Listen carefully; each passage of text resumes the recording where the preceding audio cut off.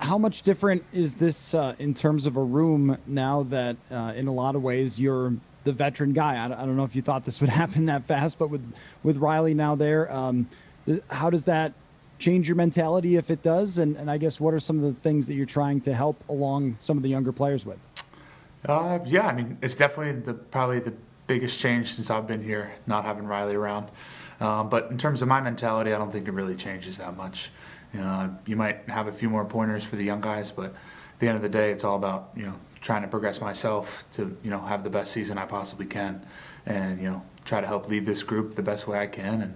And it's been fun. It's been a good group so far. There's been a great vibe around the building, great vibe in the room. Everybody's excited to be here. We're happy to be here. Okay, Sam, then Don. Brian, when it comes to Christian specifically, you've been in his shoes. You've been a highly drafted tackle before. What wisdom can you impart to him as he kind of eases into this role? I've been talking to him a bit and just trying to let him know that, there's people here for him. When you come in as a high draft pick like that, there might be expectations here or there from the outside, but just letting him know that, we're here for him. We're here to help him any way we can. And he's been really responsive. He's been attentive in meetings. He knows what he's doing already. He's asking the right kind of questions. I'm excited. He's going to be good. Don, then Courtney.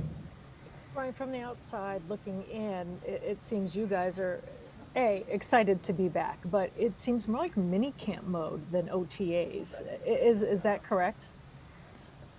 To be honest, I'm not really sure the difference between minicamp and OTAs. They've always kind of been the same for us, but we are excited to be back and we're excited to be working.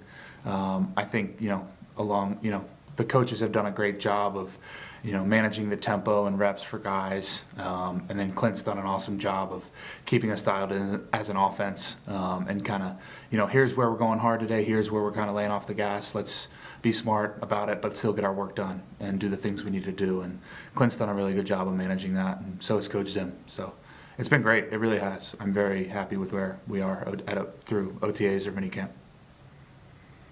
Brian, with this being such a pivotal offseason for you personally, where do things stand as far as a contract extension for you? Are you expecting that's going to be something that happens in the next couple weeks, couple months, something before training camp? Where are you at on that? I'm trying to be respectful of the process that goes on, between my agent and the people here, but I want to be here. I want to be here long term. I love it here, and nothing would make me happier to be here long term. So we'll see how it goes, but I'm letting them handle that. Hopefully we can work together for a long time. Andrew, then Matthew. Brian, how do your goals change as you kind of progress to year 4 here? Like, what are some of the things you want to get out of this season and build on from last year? I want to get, my group, our offensive line and offense functioning at a high level. And I want to be back in the playoffs, and I want to make a run at this thing. And I think that's, been stated pretty clearly around here that that's the expectation and that's the goal. We got to pick right back where we left up on offense and try to improve on a lot of things. There's a lot of places to get better, but I fully expect, and my goal for myself and our team is nothing other than get to the playoffs and make a run. So there's a lot of work that needs to be done before then, though. But it's definitely to be right back there in the mix, no doubt. Matthew, then Eric. Brian, you mentioned Clint Kubiak.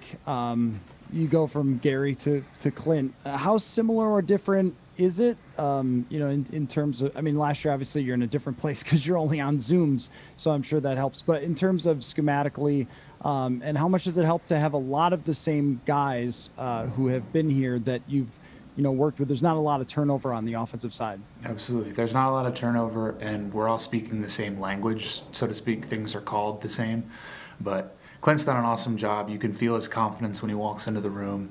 It doesn't seem like it's the first time he's ever done this. He's coaching guys hard. He's coaching me hard.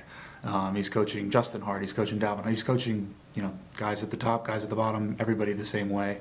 And you can tell he's really real, and he's excited to be here and excited to work. And you're like, okay, this guy really loves football. And you saw that with his dad too. So, I'm excited to have him. I think it's going to be great. Eric, then Lindsay. Hey, Brian, you obviously played next to Ezra last year, I think for 9 games. How do you think he's done kind of transitioning over from right guard over to the left side? I think he's done great. I think, he looks bigger, he looks stronger, he looks more confident, he's answering questions a lot quicker. His footwork looks tight, he's in great shape, he's strong, and I think he's really excited and happy to be here. I think he feels really good about being himself in our room. Not that he didn't last year, but when you get that confidence in yourself as a person, it's able to translate to the field a lot as a player. In my mind, that's kind of when the jump, hopefully happened for me, is when I felt comfortable, and he definitely feels comfortable.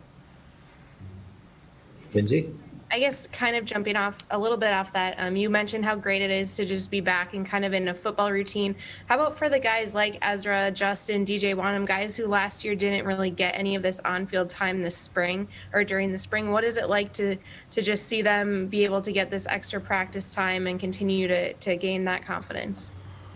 I think it's big. I think, my rookie year when I had OTAs, it was a great learning experience for me.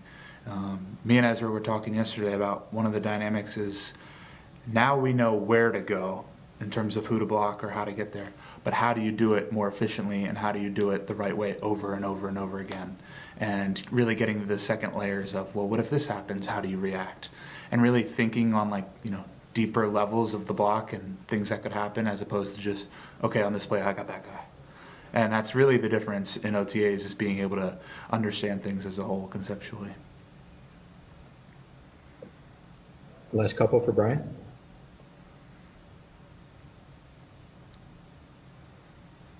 Is there a way that you can sort of describe the gap between when you first got here to now in terms of understanding what you're seeing from defenses?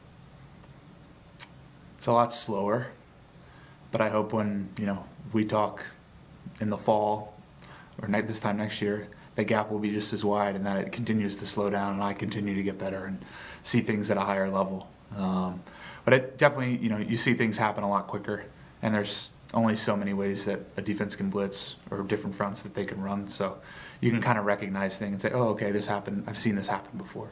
And it's not new for the first time with everything.